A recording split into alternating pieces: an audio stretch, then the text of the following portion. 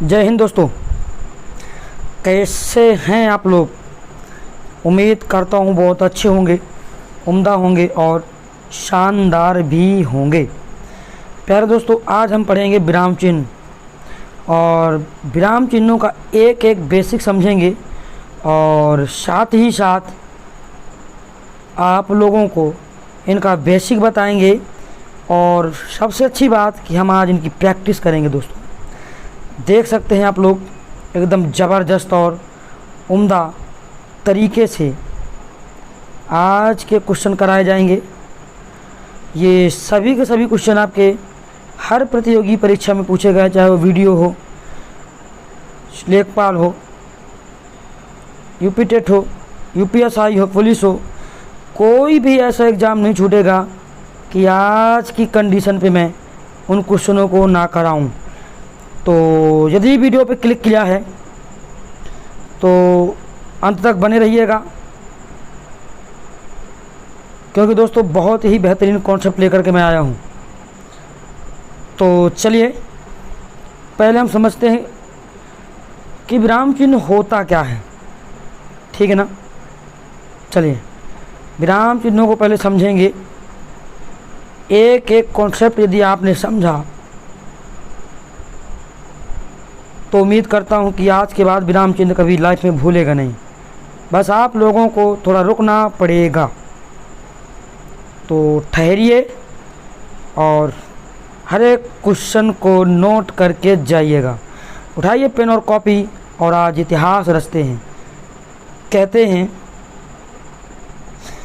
कि लिखो तो कुछ ऐसा लिखो कि कलम रोने पे मजबूर हो जाए। लिखो तो कुछ ऐसा लिखो कि कलम रोने पे मजबूर हो जाए। हर लफ्ज़ में वो दर्द पैदा करो कि गज़ल बनने को मजबूर हो जाए। तो चलिए आइए देखते हैं दोस्तों विराम चिन्ह है क्या। देखिए विराम चिन्ह का अर्थ है ठहराव या विश्राम या रुकना। अर्थात लिखते समय विश्राम को प्रकट करने के लिए लगाए जाने वाले चिन्ह को ही हम विराम चिन्ह कहते हैं। कामता प्रसाद गुरुजी ने विराम चिन्हों को अंग्रेजी से लिया हुआ मानते हैं। और ध्यान दीजिएगा कि जो पूर्ण विराम होता है इसे छोड़ देना है। मतलब यदि आपसे पूछे कि क्या अंग्रेजी से पूर्ण विराम को लिया गया है, तो नहीं लिया गया। शेष जितने भी विराम चिन्ह हैं ये सभी के सभी अंग्रेजी से आए हुए हैं, विराम चिन्हों को छोड़कर। कामता प्रसाद गुरु ने विराम चिन्हों को 20 बताया है कि इनकी संख्या 20 है। देखिए विराम चिन्हों को अंग्रेजी भाषा से लिया हुआ मानते हैं, परंतु पूर्ण विराम को अंग्रेजी भाषा से लिया हुआ नहीं मानते। अब देखिए कुछ महत्वपूर्ण विराम चिन्हों को देखते हैं। जैसे ये हो गया अल्प विराम है, ये अर्ध विराम है, उप विराम है। दोस्तों ये पूर्ण विराम है। इनका एक एक पहले कॉन्सेप्ट समझते हैं, फिर देखते हैं इनके क्वेश्चन। ये प्रश्नवाचक चिन्ह हो गया। विस्मयादि बोधक, दोस्तों ये विस्मयादि बोधक हो गया। ये निर्देशांक जिसे बोलते हैं डैश। और ये दोस्तों आपका योजक चिन्ह होता है, ठीक है ना। ये कोष्टक हो गया, देखिए छोटा बड़ा मंजिला, ठीक है ना, कोष्टक। हंस पद देखिए दोस्तों जिसे बोलते हैं त्रुटि बोधक, है ना। ये आपका कहीं गलती हो जाए वो दर्शाने के लिए त्रुटि बोधक का प्रयोग किया जाता है, ठीक है ना। तो विराम चिन्हों का पहले अर्थ समझ लिया हम लोगों ने और कुछ महत्वपूर्ण विराम चिन्ह भी देख लेते हैं। जैसे अल्प विराम हो गया। अल्प विराम के लिए दोस्तों क्या है कि जहाँ थोड़ी देर रुका जाता है, थोड़ी देर रुकना हो, वहाँ अल्प विराम का प्रयोग करेंगे दोस्तों, ठीक है ना। जैसे राम, सीता, लक्ष्मण सभी भगवान हैं, तो यहाँ पर दोस्तों थोड़ा सा रुक रहे हैं ना। अर्ध विराम में क्या है कि जहाँ अल्प विराम की अपेक्षा कुछ अधिक देर तक रुकना पड़े, वहाँ आपका अर्ध विराम होगा। और पूर्ण विराम जब वाक्य खत्म हो जाता है तब वाक्य के अंत में पूर्ण विराम लगाया जाता है। पूर्ण विराम अंग्रेजी का नहीं है और कामता प्रसाद गुरु के अनुसार इनकी संख्या कितनी है दोस्तों? 20 है। चलिए उप विराम क्या है दोस्तों? जब किसी कथन को अलग दिखाना हो तो वहाँ पर उपविराम का प्रयोग होता है। जैसे विज्ञान वरदान या अभिशाप है, तो यहाँ पर जो ये सिंबल लगा हुआ है ये आपका उपविराम है। विस्मयादि बोधक दोस्तों ये सिंबल होता है। इस चिन्ह का प्रयोग वाक्य में हर्ष, विवाद, विस्मय, घृणा, आश्चर्य, करुणा, भय इत्यादि का बोध कराने के लिए किया जाता है। जैसे मैंने कहा, हाय ये क्या हो गया, हे भगवान ये क्या हो गया, हे राम ये क्या हो गया। इस तरह से विस्मयादि बोधक का प्रयोग करेंगे। और दोस्तों योजक चिन्ह क्या होता है, ये बीच में लगाया जाता है। देखिए जैसे मैंने कहा राम और लक्ष्मण, तो राम लक्ष्मण के बीच में जो लगेगा ये योजक चिन्ह। लाभ, हानि, माता पिता, ये योजक चिन्ह है। प्रश्नवाचक चिन्ह क्या है, वाक्य के अंत में लगाया जाता है। कोष्ठक तो आप जानते हैं दोस्तों, किसी कंटेंट को अंदर करने के लिए किया जाता है। योजक चिन्ह हमेशा बीच में लगता है, ठीक है ना, मध्य में होता है। चलिए फिलहाल ये तो बात हो गई बेसिक। अब देखते हैं क्वेश्चन। रेडी हो जाइए क्योंकि आज के क्वेश्चन बड़े ही उम्दा और शानदार हैं ग्रुप। आइए देखिए, हर एक क्वेश्चन मैं आपको कराने वाला हूँ, उम्दा तरीके से कराऊंगा। बस आपको क्लास में एंड तक बने रहना है। 30 क्वेश्चन होंगे, 31 क्वेश्चन, और सभी के सभी क्वेश्चन आपके परीक्षा सीधा का सीधा उठाए गए हैं। तो चलिए दोस्तों, रेडी रेडी रेडी। अर्धविराम चिन्ह कौन सा है? देखिए ये यूपीपीसीएल एआरओ में आया है 2018, गणना पर्यवेक्षक परीक्षा में भी आया है कि अर्धविराम का चिन्ह कौन सा माना जाता है। तो प्यारे दोस्तों, अर्धविराम अभी मैंने आपको बताया कि अर्धविराम आपका जो है ये सिंबल हो जाएगा कुछ इस प्रकार से। ये अर्धविराम, ये आपके सभी के सभी क्वेश्चन पेपर से हैं। आपको केवल रुकना है क्लास में। यदि विजिट किया है तो ठहर के जाइएगा, वीडियो को कंप्लीट करके जाइएगा, मज़ा आ जाएगा। आज के बाद आपको विराम चिन्ह तो कभी पढ़ना नहीं पड़ेगा, ये मैं कहता हूँ।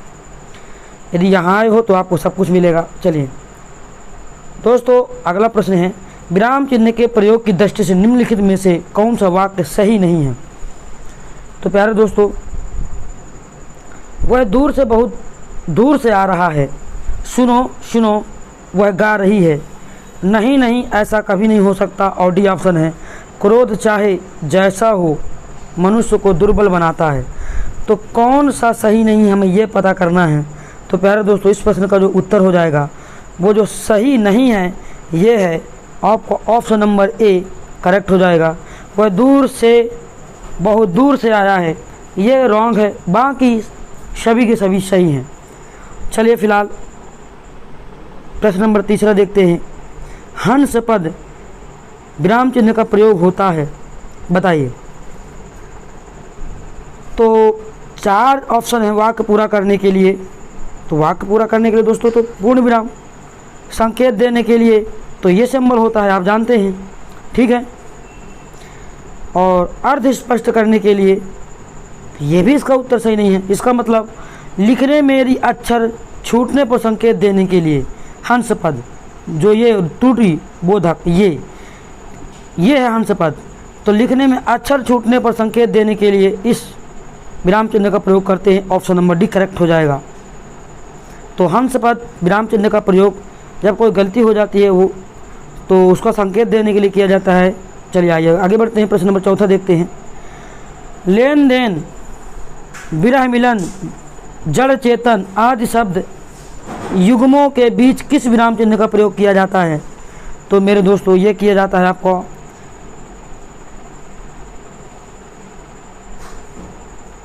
ऑप्शन नंबर बी करेक्ट हो जाएगा इसका, कि लेन देन, विरह मिलन, जड़ चेतन आदि शब्द युग्मों के बीच विराम चिन्ह प्रयोग किया जाता है। तो ये किया जाता है ऑप्शन नंबर बी, ठीक है ना। विरह मिलन, जड़ चेतन ये योजक, ठीक है ना। आइए आगे है, दो विपरीत शब्दों के बीच कौन सा विराम चिन्ह लगता है? तो प्यारे दोस्तों ये लगता है योजक चिन्ह। जैसे आपने द्वंद्व समास देखा होगा, द्वंद्व समास में जो लाभ हानि होता है ना भाई बहन, वहाँ पर योजक चिन्ह ही लगता है। तो ऑप्शन नंबर सी करेक्ट हो जाएगा। आइए बात करता हूँ प्रश्न नंबर 6 की। समासिक पदों पुनरुक्त युग्म शब्दों के मध्य प्रयोग किया जाता है, तो ये भी आपका योजक चिन्ह ही हो जाएगा। ऑप्शन नंबर ए करेक्ट हो जाएगा। ये भी देखिए लोअर सेकेंड परीक्षा 2019 में पूछा गया है ये योजक चिन्ह। किसी की कही हुई बात को स्पष्ट करने के लिए वाक्य के अंत में किस चिन्ह का प्रयोग करते हैं? तो मेरे रसगुल्लो, ये मेरा जो ऑप्शन करेक्ट जाएगा ऑप्शन नंबर ए, विवरण चिन्ह। किसी की कही हुई बात को स्पष्ट करने के लिए वाक्य के अंत में किस चिन्ह का प्रयोग करते हैं? तो विवरण चिन्ह का प्रयोग करते हैं। आइए प्यारे दोस्तों, विवरण चिन्ह ये कुछ इस प्रकार से रहता है, देखिए ऐसे, ठीक है ना। विवरण चिन्ह, क्या मेरी बात समझ में आ गई? बहुत बढ़िया। चलिए आइए आगे बढ़ते हैं। किसी अक्षर शब्द पर विशेष बल देने के लिए किस चिन्ह का प्रयोग किया जाता है? तो मेरे दोस्त ये किया जाता है आपका इकहरा उद्धरण। इकहरा उद्धरण, ऑप्शन नंबर सी, इकहरा उद्धरण, ठीक है ना। तो ये बहुत ही इम्पॉर्टेंट क्वेश्चन है, सभी के सभी इम्पॉर्टेंट तो है ही है। जब उसमें लिखा हुआ है कि हम कब आए हैं, मंडी परिषद 2019 में पूछा गया है दोस्तों, तो कहने की कोई बात ही नहीं है। आइए बात करते हैं प्रश्न नंबर 9 की। निम्न में प्रश्नवाचक चिन्ह कौन सा है?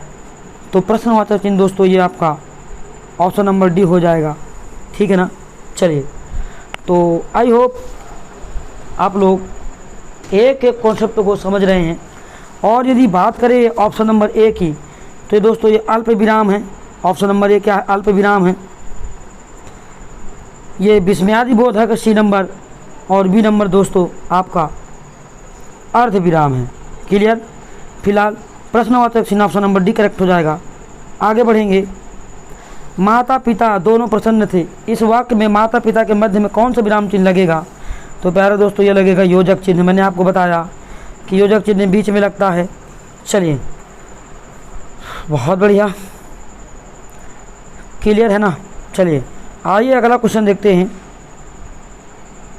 उसने मुझसे कहा मैंने आज एक मशीन खरीदी है, उक्त वार्तालाप में किस विराम चिन्ह की कमी या त्रुटि है? तो प्यारे दोस्तों ये बहुत बढ़िया क्वेश्चन है। तो ये दोस्तों आपको जो अल्प विराम की, किसकी कमी है? अल्प विराम की। तो ऑप्शन नंबर 1 करेक्ट हो जाएगा। मशीन खरीदी है, उक्त वार्तालाप में किस विराम चिन्ह की कमी है? तो ये आपको जो है अल्प विराम की है। आइए बात करते हैं प्रश्न नंबर अगले की। नोट करते जाइएगा हर एक क्वेश्चन में, बार बार कह रहा हूँ। मुझे बाहर जाना है, रेखांकित चिन्ह को पहचानिए। तो प्यारे दोस्तों प्रश्न नंबर 12 का उत्तर क्या होगा? फटाफट कमेंट करके बताएं। मुझे बाहर जाना है, ये बताइए कौन सा विराम चिन्ह लगा है? तो आप कहोगे पूर्ण विराम। और मैं बार बार बता चुका हूँ कि ये अंग्रेजी से नहीं आया है, बाकी जितने भी विराम चिन्ह सभी के सभी अंग्रेजी से आए हुए हैं, पूर्ण विराम को छोड़कर। और हाँ, कामता प्रसाद गुरु ने इनकी संख्या 20 मानी है। क्या कोई दिक्कत, कोई परेशानी? आगे बढ़ते हैं। किसी पद, उपवाक्य आदि की विशेषता दिखाने के लिए शब्द के नीचे एक रेखा खींचते हैं, उसे क्या कहते हैं? प्रश्न नंबर 13 बहुत ही उम्दा है। तो दोस्तों उसे कहते हैं अधोरेखा चिन्ह। क्या बोलते हैं? अधोरेखा चिन्ह। ऑप्शन नंबर सी करेक्ट हो जाएगा। अगला है, संज्ञा की द्विरुक्ति हो तो उनके बीच कौन सा चिन्ह होगा? चलिए, तो प्यारे दोस्तों ये होगा योजक चिन्ह। मतलब बोला द्विरुक्ति हो, जैसे योजक चिन्ह कहाँ लगता है? जैसे मान लो मैंने कहा लाभ हानि, तो ये जो बीच में सिंबल लगा है ये आपका योजक चिन्ह है। चलिए आगे बढ़ते हैं। और आप ध्यान दीजिएगा योजक चिन्ह बहुत पूछा जाता है। निम्नलिखित में से निर्देशक चिन्ह कौन सा है? तो अभी मैंने आपको बताया ये निर्देशक है, और ऐसे ही थोड़ा छोटा सा योजक चिन्ह भी होता है, परंतु ये दो शब्दों के बीच में लगता है। जैसे हम आपसे कहते हैं लाभ हानि, माता पिता, भाई बहन इत्यादि में योजक चिन्ह, ये निर्देशक चिन्ह, ठीक है ना। चलिए प्रश्न नंबर 16, अर्ध विराम चिन्ह, अल्प विराम चिन्ह कौन सा है? अल्प विराम। तो प्यारे दोस्तों अल्प विराम चिन्ह आपका ऑप्शन नंबर सी करेक्ट हो जाएगा। बहुत उम्दा और बहुत शानदार। वीडियो के एंड तक बने रहना गुरु, क्योंकि यदि आप कुछ यहाँ से लेना चाहते हैं, हमेशा के लिए आप एक योग्य बनना चाहते हैं, आपको यदि कंपटीशन फाइट करना है, तो हर एक कॉन्सेप्ट को बिल्कुल धो धो के पढ़ना पड़ेगा। मैं बार बार कह रहा हूँ दोस्तों, क्योंकि एक ही बार ऐसा मौका मिलता है, एक नंबर छूटा तो पूरा कॉन्सेप्ट टूट गया। एक नंबर गलत होने पर आप लाखों के नीचे पहुंच जाते हैं, इसलिए थोड़ा सावधानी बरतिएगा। हमारा उद्देश्य मात्र यही है कि आपको कुछ बना सकें। हम आपसे कभी पैसे के रूप में कभी कोई आज तक कुछ नहीं मांगा है अपने YouTube चैनल से, बस आपका स्नेह और प्यार बना रहे। चलिए, निम्नलिखित चिन्हों में से पूर्ण विराम को पहचानिए। तो पूर्ण विराम दोस्तों कौन सा हो जाएगा? ऑप्शन नंबर सी करेक्ट हो जाएगा। क्या मेरी बात सही है ना? बहुत बढ़िया। आइए बात करते हैं प्रश्न नंबर अगले की। बताइए, यहाँ पे कह रहा है कि ये जो रेखांकित चिन्ह सूचक है ये कौन सा है? प्रश्न नंबर 18 बहुत ही बेहतरीन है। बताइए इस प्रश्न नंबर कौन सा ऑप्शन लॉक होगा? तो दोस्तों ये लॉक होगा ऑप्शन नंबर बी, लोप सूचक चिन्ह। ये लोप सूचक चिन्ह है, बहुत बेहतरीन, बहुत शानदार। लोप सूचक, देखिए ये युवा कल्याण अधिकारी परीक्षा 2018 में पूछा भी गया है, इसलिए हर एक क्वेश्चन आप लोगों के एग्जाम की दृष्टि बहुत ही इंपॉर्टेंट है। आइए, दो समानार्थी शब्दों के पुनरुक्ति के बीच में किस विराम चिन्ह का प्रयोग करते हैं? तो दोस्तों ये करते हैं योजक चिन्ह। समझ लीजिए योजक चिन्ह कितना इंपॉर्टेंट है, वो तो आपको तब पता चलेगा जब आपके पेपर में रखा मिलेगा। तो दो समानार्थी शब्दों के पुनरुक्ति के बीच में किस विराम चिन्ह का प्रयोग होता है? तो ये योजक चिन्ह का होता है। हम आपसे बार बार कहेंगे कि ये क्वेश्चन बड़े ही इंपॉर्टेंट होते हैं दोस्तों, योजक चिन्ह तो खास। चलिए आगे बढ़ते हैं। निम्न में से कौन सा विराम चिन्ह का प्रकार नहीं है? तो प्यारे दोस्तों, जो विराम चिन्ह का प्रकार नहीं है वो है आपका उपदेशक। उपदेशक विराम चिन्ह नहीं है, बाकी निर्देशक है, लाघव है और विवरण चिन्ह है। ठीक है ना, क्लियर? बाकी ये उपदेशक चिन्ह नहीं है। ऑप्शन नंबर 1 करेक्ट हो जाएगा। आइए बात करते हैं प्रश्न नंबर अगले की। हंस पद विवरण चिन्ह का प्रयोग होता है। तो अभी एक इसके आगे क्वेश्चन हो भी चुका है और यहाँ पर भी देखिए सेम वैरायटी का क्वेश्चन रख गया। पेपर में देखिए पूछा गया यूपी पीसीएस प्री परीक्षा 2020 में। तो जब कोई अक्षर छूट जाता है उसका संकेत देने के लिए आपका जो है हंस पद विराम चिन्ह का प्रयोग करते हैं। बोलो हाँ या ना, बोलो। तो हर एक कॉन्सेप्ट को समझना है। ऑप्शन नंबर डी करेक्ट हो जाएगा। क्या मेरी बात समझ में आ रही ना? अच्छा, हंस पद पूछ रहा है, हंस पद विराम चिन्ह का प्रयोग होता है। चलिए,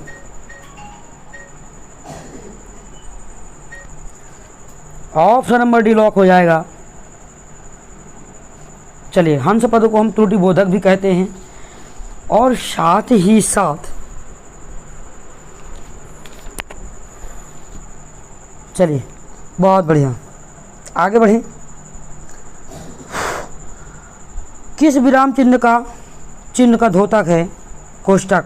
अरे ये विराम चिन्ह दोस्तों बोला किस विराम चिन्ह का द्योतक है? तो प्यारे दोस्तों आप बताइए ये क्या है? कोष्ठक है।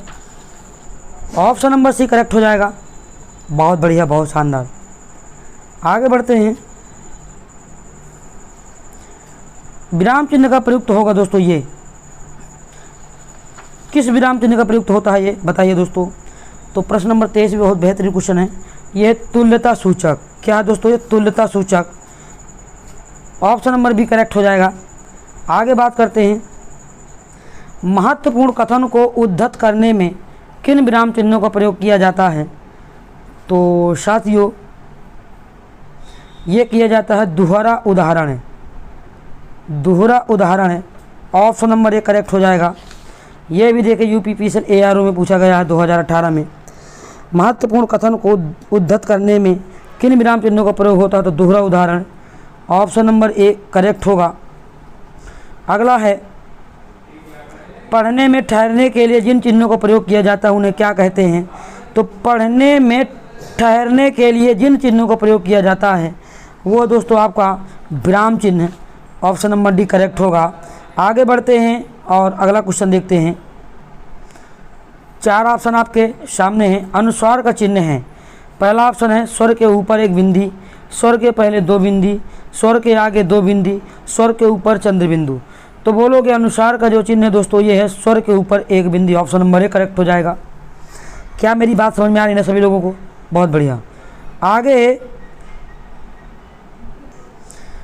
शीला ... कहिए क्या हाल है वाक्य में विराम चिन्ह है। तो प्यारे दोस्तों प्रश्न नंबर 27 बहुत ही उम्दा है। तो यहाँ पर जो विराम चिन्ह का प्रयोग होगा वो होगा आपका ऑप्शन नंबर डी, निर्देशक चिन्ह। क्या होगा दोस्तों? निर्देशक चिन्ह। यहाँ पर जो प्रयुक्त होगा वो निर्देशक चिन्ह होगा। आइए बात करते हैं आगे प्रश्न नंबर 28 की। वाक्य को समाप्त करने के लिए जिसका प्रयोग किया जाता है उसे क्या कहते हैं? तो प्यारे दोस्तों उसे कहते हैं हम पूर्ण विराम। क्या? पूर्ण विराम, ये फुल स्टॉप, ठीक है ना? क्लियर? पूर्ण विराम, क्लियर। आगे बढ़ते हैं। जहाँ वाक्य की गति अंतिम रूप ले ले, विचार के तार टूट जाएं, वहाँ किस चिन्ह का प्रयोग किया जाता है? तो वहाँ पर दोस्तों किया जाता है पूर्ण विराम का। तो आप लोग समझ पा रहे हैं कि पूर्ण विराम, योजक चिन्ह, अल्प विराम, अर्ध विराम, उप विराम, अल्प विराम, विस्मयादि बोधक, योजक, लाघव चिन्ह, ये सभी के सभी जो हैं आप लोगों के लिए बहुत ही इंपॉर्टेंट हैं। ध्यान से सुनिए केवल और एक एक क्वेश्चन को नोट कर लीजिए। आइए अगला क्वेश्चन देखते हैं, आज का सेकंड लास्ट क्वेश्चन। मनोविकार सूचक शब्दों, वाक्यांशों तथा वाक्यों के अंत में किस चिन्ह का प्रयोग किया जाता है? तो इस प्रश्न का जो उत्तर होगा विस्मयादि बोधक। दोस्तों ये चिन्ह होता है आपका जो है, ठीक है ना? आइए आज का लास्ट क्वेश्चन देखते हैं। प्रश्नवाचक चिन्ह का प्रयोग किस वाक्य में होता है? तो प्यारे दोस्तों यहाँ पर देखिए, मोहन ने पूछा राम की आय कितनी है। दूसरा ऑप्शन है सीता जानना चाहती है कि भाई घर कब आएगा। मोहन बाजार गया था। और लास्ट है मोहन को बाजार क्यों जाना था। तो प्रश्नवाचक चिन्ह का प्रयोग किस वाक्य में होगा? तो आप कह दोगे कि ऑप्शन नंबर डी में होगा, क्योंकि प्रश्नवाचक चिन्ह तभी लगेगा दोस्तों जब आपका जो है क्या, क्यों, कैसे लगा होगा, ठीक है ना? तो आई होप आज का वीडियो उम्दा लगा होगा, शानदार लगा होगा। यदि वीडियो अच्छा लगा हो तो लाइक और शेयर करिएगा, क्योंकि आप लोगों के लिए इतनी शिद्दत से मेहनत की जा रही है तो एक लाइक और एक शेयर बनता है। चलिए कोई बात नहीं है, यदि अच्छा लगे तो लाइक करिएगा, अन्यथा डिसलाइक करिएगा, कोई दिक्कत नहीं है। लाइक डिसलाइक हमको कोई प्रभाव नहीं पड़ता, परंतु हाँ पढ़िएगा ज़रूर, क्योंकि आप लोगों के लिए इतनी मेहनत की जा रही है। तो आप अपना पढ़ाई पर ध्यान दीजिए बच्चों, क्योंकि पढ़ोगे तभी आपके माता पिता का सपना पूरा होगा। तो चलिए दोस्तों, आज का चिन्ह विराम चिन्ह कैसा लगा आज का वीडियो, कमेंट करके एक छोटा सा कमेंट जरूर डालिएगा। मैं अपनी हेड राइटिंग से देखिए नोट्स तैयार कर रहा हूँ, ताकि आपको मैं एक एक कॉन्सेप्ट समझा सकूँ, क्योंकि दोस्तों मेरा उद्देश्य यही है कि आपको मैं कुछ दे सकूँ, है ना? और ये जो लूट मची है यूट्यूब में, पैसा पैसा हाय पैसा हाय पैसा, ये हमें जो है मिटाना है, हमारा उद्देश्य यही है। तो चलिए प्यारे दोस्तों, आज के लिए इतना ही, फिर मिलेंगे नेक्स्ट क्लास में। तो चलते हैं। जय हिंद, जय भारत दोस्तों।